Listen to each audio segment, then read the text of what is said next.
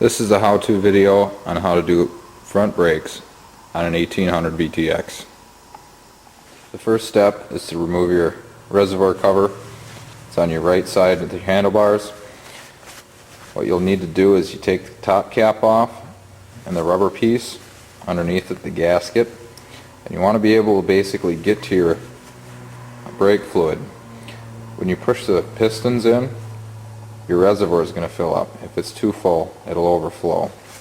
So what I'm going to do is I'm going to remove a little bit of fluid, and all I'm going to do is I'm going to take a rag and let it basically soak into the rag. You'll notice that I have something underneath in case it gets on my paint. Brake fluid on paint is horrible bad. So take whatever precautions you feel are necessary and make sure you clean it when you're done. Steps 2 is to press the pistons back. The pistons are on this side of the caliper, and what I'm going to do, I've replaced the cap up on the handlebars just in case fluid does come out, it doesn't squirt. What I'm going to do is I'm going to put a screwdriver between the rotor and the pad, and I'm just going to squeeze and turn. You can see it push back a little bit. Once I get just enough of a gap, I'm going to physically go a little bit higher and press back. This will give me a little bit of a gap.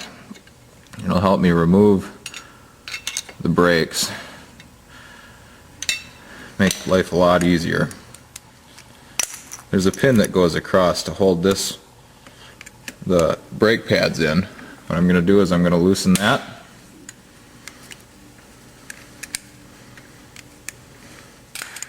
I'm going to take a ratchet, I'm going to loosen the 2 bolts that hold the bracket.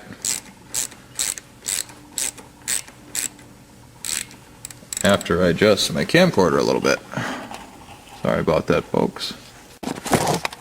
Oh.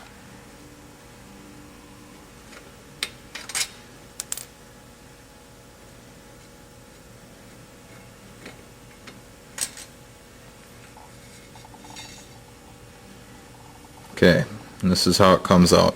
At this point, I'm going to push the pistons back a little bit more since they're easier to access.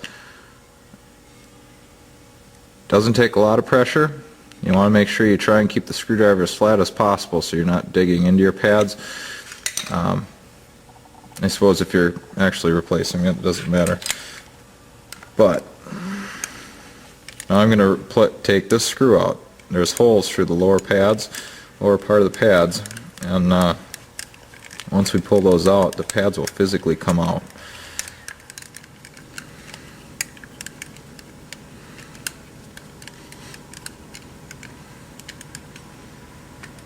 Normally when you get these VTXs new or they're stock, you also have a little rubber cap over this too. You just got to get a screwdriver underneath it. Now I'm going to pull this pin out right here. Now the pads will be able to drop out.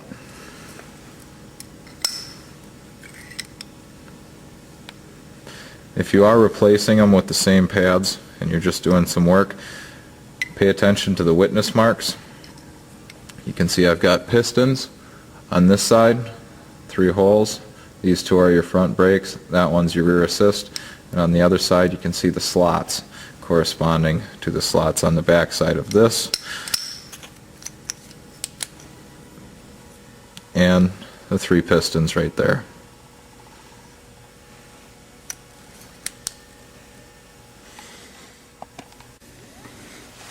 Okay, now that you've got this all disassembled and the pads are out of it, you're going to take the bracket out. All I'm doing is basically pushing it in towards the bike and it comes off.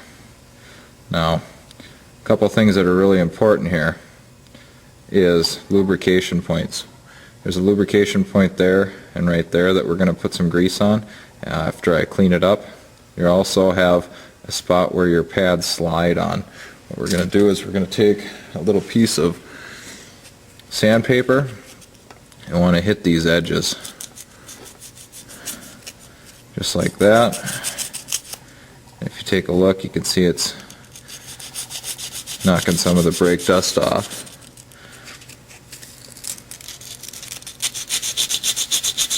You You want to get these as clean as possible. The other spot that we need to grease is right up here. I want to clean this off because it looks kind of nasty. You can pull these rubber boots off if you want.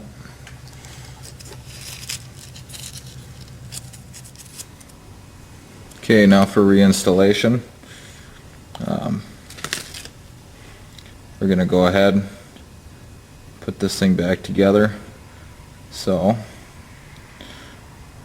this little boot right here will go over that. And this is brake grease. You can see it on the bottle, hopefully. Synthetic brake grease. You don't want to ever put a petroleum product on your brakes. It'll actually degrade your brake pads and cause you all kinds of problems. The petroleum will actually eat the seals too. All I'm going to do is I'm going to put a little bit of oakum on there. I want to make sure you get some all the way around it. Doesn't hurt to put a little bit inside here too if you want.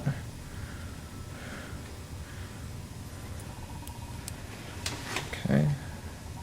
I'm probably going to push a bunch in, which is fine. I'm going to give it a little bit more, just like so. I'm also going to put a little bit in there. You can physically pull that boot out. The way this came out, it looked pretty clean, so I'm not going to bother.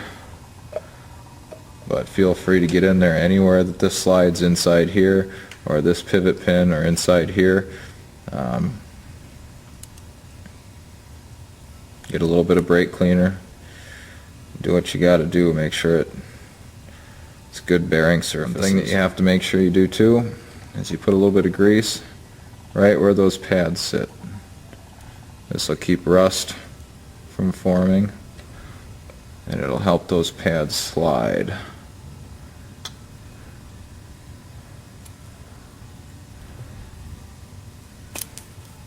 Take that, I'm going to put it right up in, right there. You can see it seat. Once I get it shoved up in there, I'm going to take this bolt, and I'm also going to sand that, which I forgot to do, especially down by that O-ring.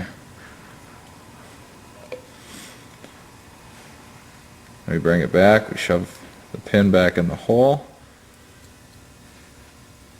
We're going to bring the pad up. This is the piston side. We're going to put it right up inside and make it sit back up in that slot. Hopefully you guys can see. It right in like so. And you want to back that pin out just enough so you can put the pad where it needs to be. Put pressure back on the pad so the pin comes through it. That pad is set. Now I'm going to take the other pad.